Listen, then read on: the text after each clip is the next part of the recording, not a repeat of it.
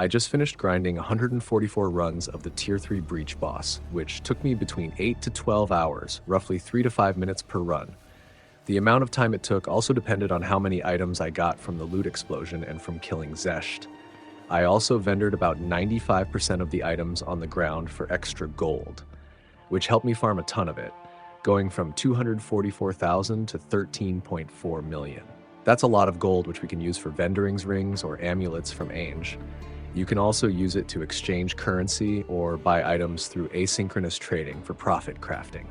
The initial cost is going to be around 11 divines for 21,600 splinters, which is roughly 4,479 exalted orbs.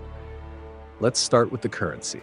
I managed to pick up at least 15 divine orbs, 3 perfect exalted orbs, 8 orbs of annulment, a ton of normal and greater chaos orbs, and other basic currencies. The divine orbs alone basically paid off the initial investment for all the splinters we needed.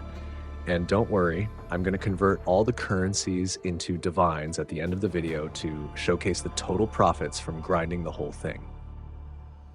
Next, we have the 576 breach rings. These are the unidentified versions. You get roughly 4 rings per run, and I traded them for 3 exalts each. I could have gotten more than 3 exalts per ring, but it's a very competitive market when it comes to selling these rings. Identifying these breach rings can be very profitable, but I didn't get anything good from my previous experiences, so it's better to sell them as they are for extra currency.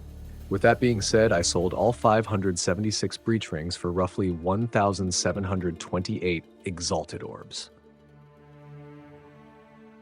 Next, we have a collection of miscellaneous items that I picked up from the ground. Some of them aren't worth much, but the one that stood out the most was the unique Thawing Charm, which I sold for 35x. I also obtained the Rune of Spring for 62x, the Rune of the Sky for 80x, Xesht's Reliquary Key for 170x, and finally 4 Twilight Keys for 16x. Altogether, these items added up to a total of 363x. The next set of items comes from the uniques we obtained from Xesht. The first is the Beyond Reach Quiver. I picked up a total of 42 unique quivers, but only 4 of them had the 20% of physical damage as extra chaos damage mod. Unfortunately, not many players use this type of quiver in their builds, so I dismantled all of them for 42 chance shards, roughly 4 chance orbs with 2 shards left over. The same applies to the Hands of Wisdom and the Skin of the Loyal. Funny enough, I managed to find a couple with high resistances, but I still dismantled all of them for 2 chance orbs and 4 shards. As for the accessories, not many players use the Choir of the Storm unless it has level 20 Lightning Bolt, and Pandemonius and Zoph's Blood are rarely used in endgame setups. So I went ahead and dismantled those items for 5 chance orbs with 8 leftover shards. Fortunately, I managed to pick up at least 2 Choir of the Storm amulets with level 20 Lightning Bolt, but I only managed to trade them for 200x, or roughly 100x each. Also, shout out to Valor Morgulis for being a good sport and buying them. Our next item is the unidentified version of Controlled Metamorphosis. I picked up roughly 16 of them. I didn't really want to take the risk of identifying them, so I just sold them for 65x each. Luckily, it didn't take long to find a buyer, so I ended up with 1,040x. Finally, we have new support gems that dropped from Xesht. I sold 2 Embrace for 13 divines, 1 Radiance for 35x, and 4 Pyre for 8x. With that being said, this adds up to a total of 1,283x, along with 13 divines, 12 chance orbs, and 4 shards. If you know me, I really love picking up unique items, so I decided to save up 5 different stash tabs just so I could collect as many uniques as possible, which added up to a total of 141 uniques throughout the grind. These converted into 14 chance orbs and 1 shard. It's not much, but every little bit of farming adds to our total profits. Next up are the catalysts, which you get from loot explosions right before fighting Xesht. We managed to pick up quite a few, and the most expensive ones include Esh, Reaver, and Flesh Catalyst. The others are decent in terms of pricing, but those three are the main moneymakers.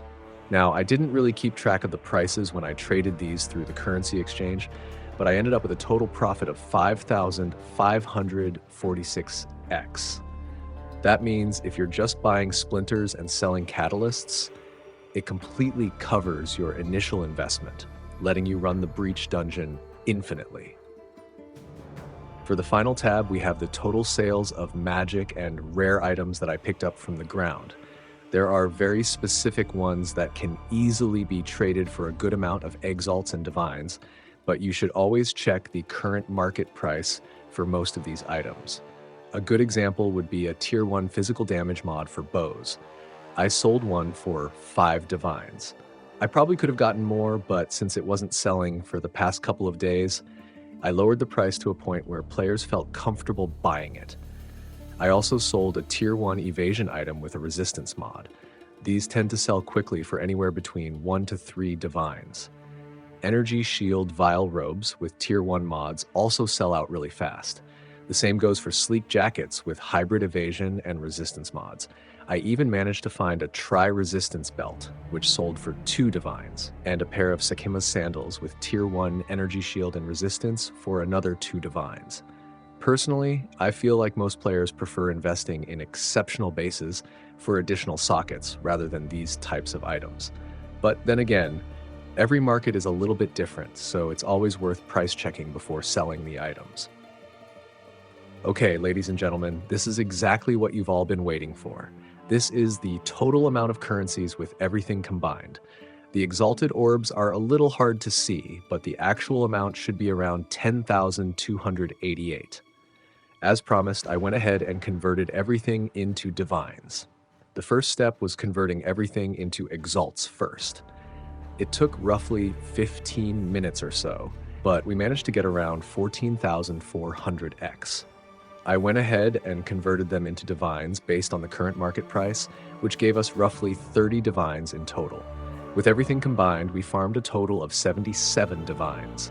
But remember, we still need to account for our initial investment of 11 divines, roughly 400x per divine before the market price inflation.